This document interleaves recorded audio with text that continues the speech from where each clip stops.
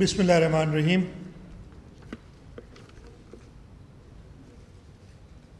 मियाँ रज़ा रब्बानी साहब, शाहिद हुसैन साहब, सईद गनी साहब, बकाई साहिबा, हमारे होस्ट अहमद शाह साहब, सुहेल वड़ाइच साहब, मज़हर अब्बास साहब,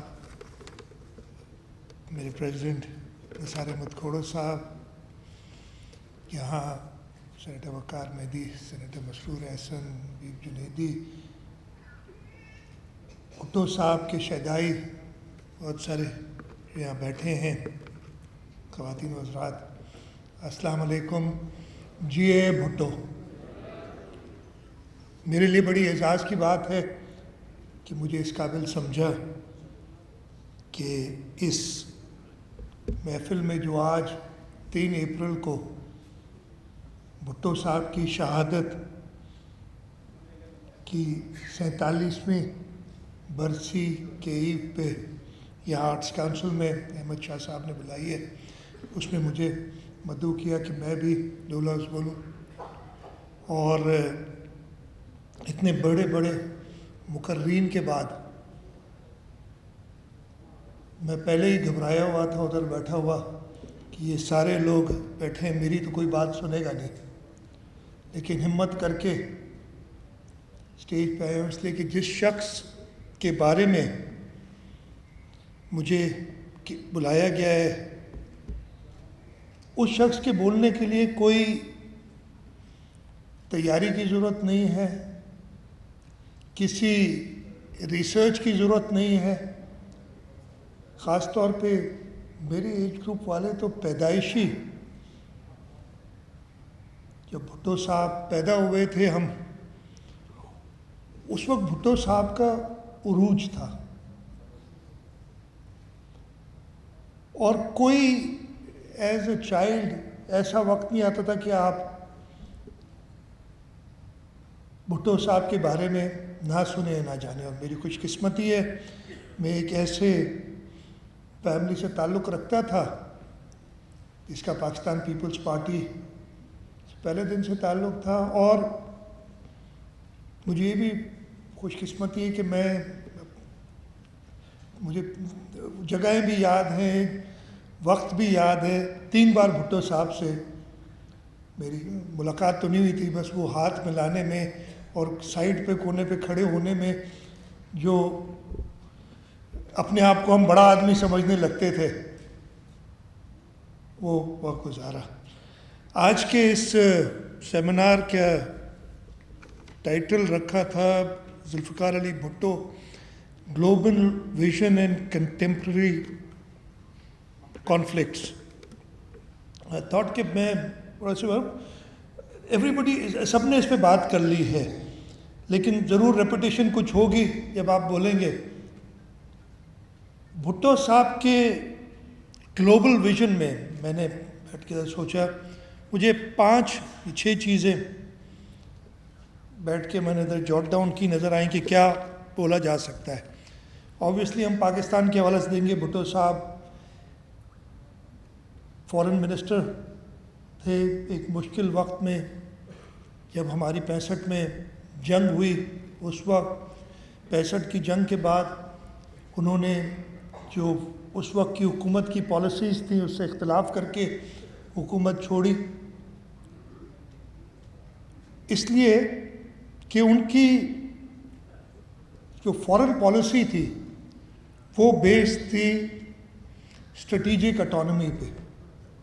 वो किसी एक ब्लॉक का हिस्सा नहीं बनना चाहते थे, और यही मेरा ख्याल है उस वक्त कॉन्फ्लिक्ट की वजह बनी। तो अगर मैं गिनूँ उनके ग्लोबल विजन के बारे में, तो उन्होंने पाकिस्तान के लिए यही सोचा था कि हम किसी एक ब्लॉक से अलाइन ना रहें, हमारी स्ट्रेटेजिक ऑटोनॉमी और हमारी इंडिपेंडेंट फॉरेन पॉलिसी हो।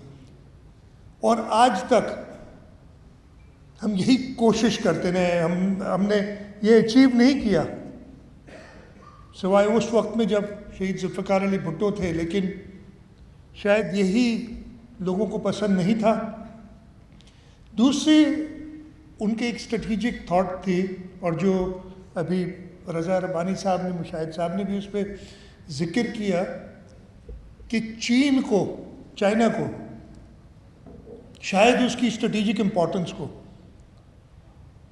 پوری دنیا میں اگر کسی نے سب سے پہلے ریکگنائز کیا تو وہ شہید ذوالفقار علی بھٹو تھے۔ میں ان کی ایک پرانی تقریر کے ایکسرپٹس پڑھا تو میرے آگے بھی کچھ بتاؤں گا اس کے بارے میں۔ تو if I remember the words correctly، وہ جو میں نے پڑھا تھا اس لیے، اور یہ میں نے کئی بار، یہ اب تو ہم سی پیک کرتے ہیں، جاتے ہیں، کئی بار چائنا جاتے ہیں اور جا کے تقریریں کرنی پڑتی ہیں، اور یہ میں تقریباً ہر جگہ جا کے ریپیٹ کرتا ہوں کہ یہ شہید ذوالفقار علی بھٹو تھے۔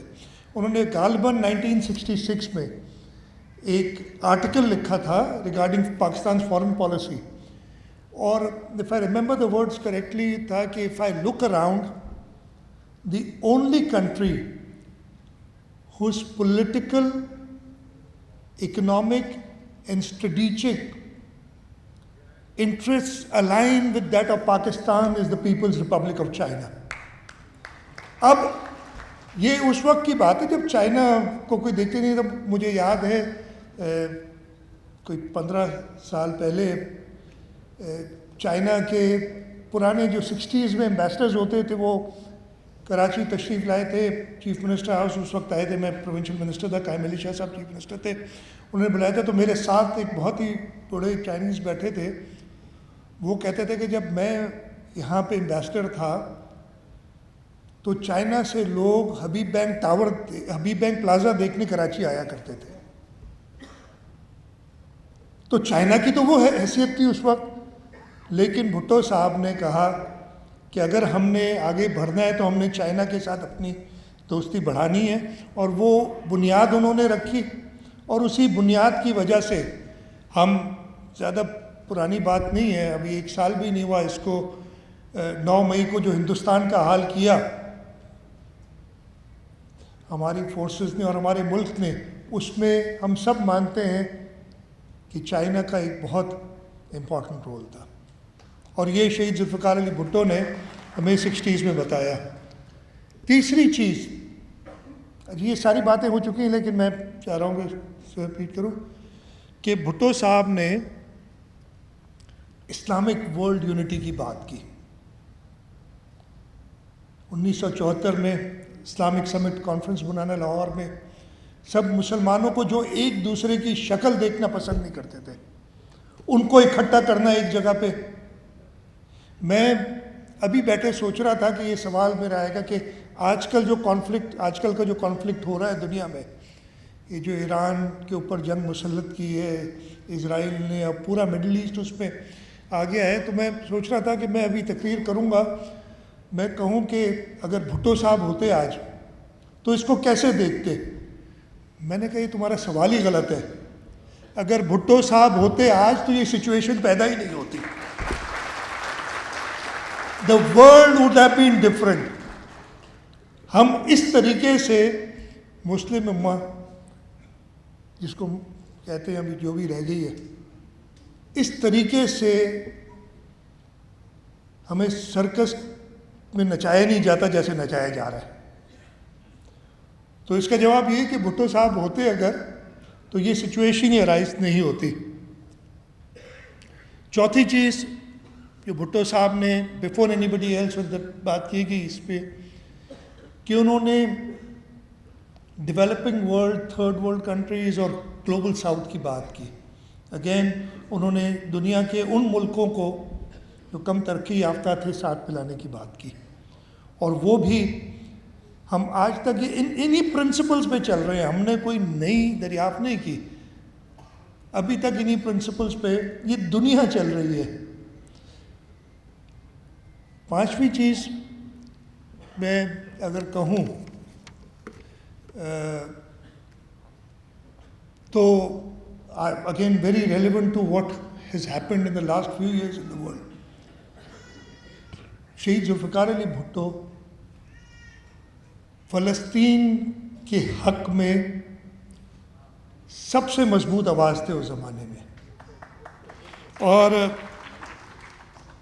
انہوں نے یونائٹڈ نیشنز کی تقریر میں کہا تھا، اور میں اس کے ایک تھوڑا سا ایک ہی سینٹنس سے پڑھتا ہوں، انہوں نے کہا تھا، "The people of Palestine are not alone. their struggle is the struggle of all those who believe in justice. Unfortunately, دنیا سے عدل ختم ہو گیا ہے.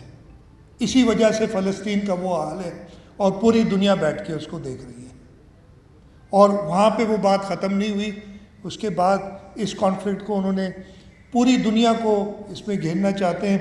اور یہ وہ وقت ہے جب ہم ایسے لیڈرز کو مس کرتے ہیں جو کہ ہم کہتے ہیں ہوتے تو یہ صورتحال پیدا نہیں ہوتی, اور اگر ہو جاتی تو اس کو ہینڈل کرنے کے لیے ابھی بھی ہماری جو بھی اس وقت میں ہم بات کرتے ہیں کہ پاکستان نے بڑا اچھا ایک فارن پالیسی اور اچھا رول کیا ہے, وہ ساری وہی باتیں. میرا یہ خیال ہے جو بھی آج کل یہ کام کر رہے ہیں وہ بھٹو صاحب کی کتاب پڑھ کے اور ان کی فارن پالیسیز پڑھ کے اور پھر یہ فیصلے کر رہا ہے, اسی لیے کچھ نہ کچھ بہتر فیصلے ہو رہے ہیں. کشمیر کے بارے میں ان کا سٹینس, چھٹی بات میں اگر کروں, کشمیر کے لیے بڑا کلیئرلی بات کہتے ہیں Kashmir is an unfinished agenda of the partition, اور وہ آج تک انفنشڈ ہے. یہ تقاریر ہیں کہ میں نیند میں بھی کشمیر کے بارے میں غلطی نہیں کر سکتا. یونائٹڈ نیشنز میں جو ان کی تقاریر ہیں بات پہ, وہ ابھی تک ہمارے لیے ایک انسپریشن کی حیثیت رکھتی ہیں. فائنلی آج جس پوزیشن میں ہوں, اور یہ میں تقریباً سارے مقررین نے یہ بات کی ہے, اس کی وجہ وہ ملتان والی میٹنگ ہے 1972 کی. ایک ہارا ہوا ملک جس نے اپنا آدھا ملک گنوا دیا, 93,000 جنگی قیدی, ہمارے ملک ویسٹ پاکستان جو اس وقت تھا پاکستان, اس کا وہ حصہ جہاں سے آج ہم تھر کا سونا نکال رہے ہیں, وہ ہندوستان کے پاس. اور اس وقت کہتے ہیں کہ میں نے اپنے ملک کے لیے, اپنے ملک کی دفاع کو ناقابل تذکیر بنانا ہے, اور یہ پلان کرتے ہیں کہ میں نے نیوکلیئر پروگرام شروع کرنا ہے. تو آج ہماری فارن پالیسی, ہماری ڈیفنس ایڈوانٹیج, یہ سب مرہون منت ہیں ایک ہی شخص کے, شہید ذوالفقار علی بھٹو. میں تھوڑا سا جو ٹاپک ہے اس سے ہٹنا چاہوں گا. ایک دوسری سائڈ بھی تھی. میرے خیال ہے شہید ذوالفقار علی بھٹو وہ واحد, میں لیڈر نہیں کہوں گا, واحد شخص تھے وہ چاہے پیرس کے اندر کسی محل میں دنیا کے لیڈران کے ساتھ بیٹھے ہوں تو وہ انگریز میں will not be out of place there, وہ ہو جاتے ہیں. اور اگر نودیروں میں کسی کسان کے ساتھ زمین پہ بیٹھے ہوں اس کے ساتھ بھی ویسی بات کریں گے جیسے وہ کرتے ہیں. ایسا شخص ملتا نہیں ہے کہ جو ہر جگہ کمفرٹیبل. اور اسی سلسلے میں دو چیزیں لوگ, اچھا بڑی مزے کی بات ہے, آج کل ہم سارے پراؤڈ فیل کرتے ہیں. میں کہتا ہوں جی میں عوامی وزیر اعلیٰ ہوں, یہ بھی بھٹو صاحب کی مرہون منت ہے. اس سے پہلے کوئی لیڈر اپنے آپ کو عوامی نہیں کہتا تھا, وہ اپنے آپ کو ایلیٹ ظاہر کرنے میں کہ جی میں اوپر ہوں, سب سے فخر محسوس کرتا تھا. آج ہم سب اپنے آپ کو زمین پہ لے آئے کہ ہم عوامی ہیں, ہم عوام کے ساتھ ہیں. یہ بھی شہید ذوالفقار علی بھٹو نے کہا ہے کہ ان ایلیٹ کو اٹھا کے عوام کے ساتھ بٹھا دیا. تو اسی سلسلے میں دو چیزیں مجھے یاد آتی ہے. ایک بھٹو صاحب کی اپنی تقریر تھی جو میں نے 1977 میں جسٹ بفور دے ہیڈ حکومت گرانے سے پہلے نیشنل اسمبلی میں ایک تقریر وہ کر رہے تھے, اور وہ میں نے سنی تھی اس وقت. اور انہوں نے کہا کہ اپنی کنٹریبیوشن بتا رہے تھے, تو جو مجھے یاد ہے, جو ایک چیز انہوں نے بتائی جو مجھے اس وقت کی تھی, انہوں نے کہا کہ جی میں اپنے والد کے ساتھ, بھٹو صاحب بتا رہے ہیں, سر شاہ نواز بھٹو کے ساتھ میں چھوٹا تھا, میں لاڑکانہ میں کسی بڑے آدمی کے گھر گیا, اور جب میں ادھر گیا تو 150-200 لوگ زمین پہ بیٹھے تھے اور وہ اکیلا سردار جو بھی تھا وہ کرسی پہ بیٹھا تھا. جب ہم ادھر پہنچے، میں اور میرے والد تھے، تو میرے والد کے لیے انہوں نے ایک کرسی لائی اور مجھے منجھی، چارپائی نہیں، وہ موڑا جیسے ہوتا ہے، اس پہ بٹھایا. کہتے ہیں پچھلے مہینے میں اسی سردار کے پاس گیا اور اتنے ہی لوگ تھے، سب کے سب کرسیوں پہ بیٹھے تھے ادھر. یہ شہید ذوالفقار علی بھٹو نے سکھایا. تو یہ اس شخص کی بات ہے کہ اس نے سب، اس کی بڑی باتوں میں یہی تھی کہ اس نے اس قوم کو جگایا، قوم کو احساس دلایا، عوام کو احساس دلایا کہ ان کی کیا طاقت ہے. پھر ہم نے خود ہی اس کو بہت پلیوٹ کیا ہے، وہ بہت لمبے قصے ہو جائیں گے کہ کہاں ہم نے خرابیاں کی ہیں. دوسری ایک بات میرے والد صاحب نے مجھے بتائی تھی کہ ایک بار وہ موئنجو ایئرپورٹ اترے شہید ذوالفقار علی بھٹو، وہاں سے انہوں نے لاڑکانہ جانا تھا.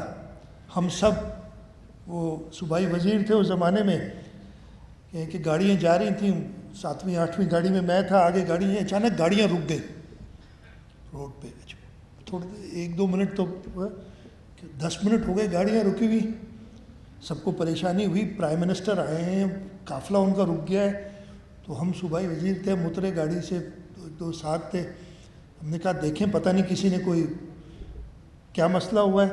گئے تو کہ ایک چمگٹا سا تھا، لوگ بیٹھے، وہ قریب گئے تو کہ ایک درخت کے سائے میں بھٹو صاحب زمین پہ بیٹھے ہوئے، ایک ادھر ہاری تھا، کسان تھا، جو وہاں پہ لسی اور روٹی کھا رہا تھا. تو بھٹو صاحب نے اسے دیکھا، رکے، کہتے ہیں بہت دن میں نے ایسے زمین پہ بیٹھ کے لسی اور روٹی نہیں کھائی. کہتے وہ سارے جو ہیں چیف سیکرٹری اور کمشنر اور آئی جی وہ کھڑے ہیں اور بھٹو صاحب زمین پہ اس کے ساتھ بیٹھ کے گپ شپ لگا رہے ہیں اور لسی اور روٹی کھا رہے ہیں. تو جیسے میں نے کہا کہ وہ شخص تھا کہ جس کو ہر کسی کے جگہ پہ وہ پورا ہو جاتا تھا. 1-2 باتیں اور میں کروں گا، اس کے بعد ختم کروں گا.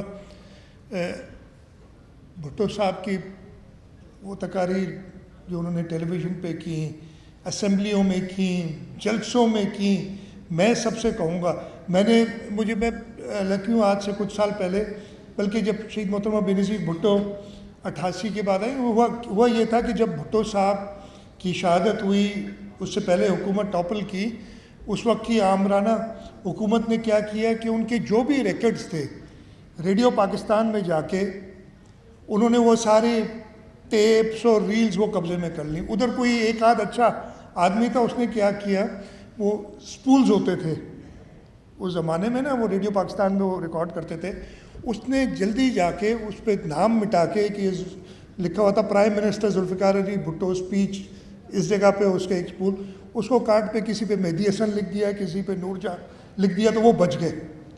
اور وہ بعد میں ہوئے، اور میرے پاس مجھے کسی نے وہ دیے 1 سال کے اندر. یہ صرف جو بچے تھے 73 سپٹمبر یا اگست سے لے کے اور اگست 74 تک کی تقاریر ہیں ان کی. اس 1 سال میں انہوں نے امریکہ کا بھی دورہ کیا، چائنا بھی گئے، ایک مڈل ایسٹرن کنٹریز کا بھی دورہ ہے، اور جیسے سعید نے بتایا پاکستان کا کوئی حصہ نہیں ہے جو انہوں نے چھوڑا. یہ 1 سال میں دھیر، اور پتہ نہیں، میرے پاس آئی پیڈ پہ موجود ہیں وہ ساری تقاریر، اور اسی میں وہ تقریر بھی ہے جس کا سعید نے ذکر کیا. 13 جون 1974 کی اسپیچ انہوں نے ٹیلی ویژن پہ کی تھی، اور اس تقریر میں بہت 1.25 گھنٹے کی تقریر ہے، بہت جذباتی ہوئے تھے اس تقریر کے دوران. انہیں ایک فیصلہ کرنا تھا اور وہ فیصلہ نہیں کرنا چاہتے تھے اس وقت، بعد میں انہوں نے کیا وہ فیصلہ. اور انہوں نے جذباتی ان کو اس وقت کے جو اپوزیشن تھی، سہیل وڑائک صاحب نے بتایا جو دو ایکسٹریمز ہیں وہ فورس کر رہی تھی، تو وہ کہہ رہے تھے، انہوں نے سارے یہ کہا کہ میں فیصلہ کروں گا لیکن میں سوچ سمجھ کے کروں گا، میں جلدی میں فیصلہ نہیں کروں گا. یہ پوری تقریر کا متن تھا. اور آخر میں ان کے لفظ تھے کہ میں مسلمان ہوں، میں مسلمان کا بچہ ہوں، میں اس ملک کے لیے، میں پاکستان کے لیے میں پاکستان کے لیے ہر قربانی دوں گا، میں پاکستان کے لیے اپنی جان دوں گا، میں پاکستان کے لیے اپنے بچوں کی قربانی دوں گا. ایسے بہت کم لوگ ہوتے ہیں. آپ اپنے سب دل پہ ہاتھ رکھیے، آپ یہ کہیں گے کہیں بیٹھے ہوئے؟ تو یہ وہ شخص ہے جس نے نہیں تو آج بھی ہم کسی